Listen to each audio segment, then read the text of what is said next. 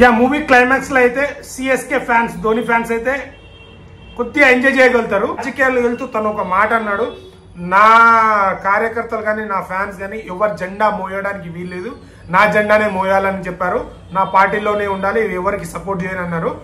Hi నమస్తే అందరికి. So నిన్న అయితే విజయ్ తలపతి గారి మూవీ చూడడం జరిగింది. విజయ్ తలపతి గారు అయితే రాజకీయాల్లో ప్రత్యక్ష రాజకీయాల్లో అయితే ఎంటర్ అయిపోయారు, ఒక పార్టీ పెట్టారు. సో మేబీ ఇదే లాస్ట్ సినిమా అన్నారు. బట్ ఈ లాస్ట్ సినిమా అనేది విజయ్ తలపతి గారికి గుర్తుండిపోయే సినిమా అవుతుంది అనుకున్నాం. బట్ ఎక్స్పెక్టేషన్ పెట్టుకొని వెళ్తే మాత్రం సినిమా మీకు అంత ఎక్కకపోవచ్చు. సో ఎక్స్పెక్టేషన్ లేకుండా ఏదో చూద్దాం అనే వాళ్ళకైతే సో ఒక్కసారి చూడొచ్చు. మరీ ఫ్లాప్ అని చెప్పను, మరీ బ్లాక్ బాస్టర్ చెప్పు, okay average. First half hype ఇచ్చేస్తారు, దాని తర్వాత మళ్ళీ స్లో అయిపోతుంది మూవీ. తర్వాత సెకండ్ హాఫ్ లో ఏదో ట్విస్ట్ ఉన్నట్టు మళ్ళీ హైప్ ఇచ్చేస్తారు, మళ్ళీ స్లో. రొటీన్ కాన్సెప్ట్ తండ్రి కొడుకులు అంటే ఒక రివెంజ్ తీరుకునే డ్రామాలో డైరెక్టర్ గారు ఎంచుకున్న స్టోరీ బాగుంది, కానీ దాన్ని ప్రజెంట్ చేయడంలో కనెక్ట్ కాలేదు అనిపించింది. ఇంకోటి సాంగ్స్ మాత్రం మన తెలుగు వాళ్ళకైతే అర్థం కాదు, మేబీ తమిళ వాళ్ళకు అవి అర్థం అయితే అవ్వచ్చు.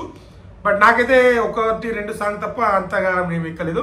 ఇంకోటి మెయిన్ మైనస్ ఏంటంటే బ్యాక్గ్రౌండ్ మ్యూజిక్. తిరుపతి సినిమాలో కొన్ని సీన్స్లకు బ్యాక్గ్రౌండ్ ఈ మధ్య చిన్న చిన్న సినిమాలకు కానీ ఎలివేషన్ షాట్స్ చాలా పడుతున్నాయి, అలాంటి బీజిఎమ్స్ తగ్గిపోయినాయి. దీంట్లో కామెడీ బాగుంటుంది కొన్ని సినిమా, మిగతా కొన్ని రొటీన్ అనిపిస్తుంది. ఫ్యాన్స్ అయితే విజయ్ తలపతి ఫ్యాన్స్ అయితే ఫుల్ ఎంజాయ్ చేస్తారు. సో ఫ్యాన్స్ కి నచ్చచ్చు, బట్ కామన్ ఆడియన్స్ అయితే డిసప్పాయింట్ చెప్పాలి. సో తను రాజకీయాల్లో అడుగుపెట్టి లాస్ట్ సినిమా అని ఇదే అన్నారు. మరి ముందు ఏదైనా మూవీస్ తీయొచ్చు, బట్ ఇంకోటి రాజకీయాలు వెళ్తూ తను ఒక మాట అన్నాడు, నా కార్యకర్తలు కానీ నా ఫ్యాన్స్ కానీ ఎవరు జెండా మోయడానికి వీల్లేదు, నా జెండానే మోయాలని చెప్పారు, నా పార్టీలోనే ఉండాలి, ఎవరికి సపోర్ట్ చేయని అన్నారు. సో ఇది కూడా మంచి విషయమే. బట్ సినిమా పరంగా అయితే డిసప్పాయింట్ చేశారు. కొన్ని సిచ్యువేషన్ సాంగ్స్ ఎందుకు వస్తాయో అర్థం కాదు, ఒక యావరేజ్ మూవీ ఇచ్చారు.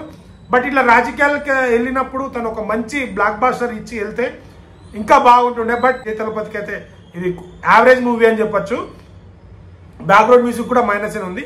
మూవీ క్లైమాక్స్ లో అయితే సిఎస్కే ఫ్యాన్స్ ధోని ఫ్యాన్స్ అయితే కొద్దిగా ఎంజాయ్ చేయగలుగుతారు, అదొకటి కొద్దిగా బాగుంది. సో ధోనిని ఇష్టపడే వాళ్ళు కొద్దిగా క్లైమాక్స్ లో కొద్దిగా బాగుంటుంది. వీలైతే నియర్ బై థియేటర్కి వెళ్ళి చూడండి. Thank you. నెక్స్ట్ కంటెంట్ తో మీ ముందుకు వస్తాను.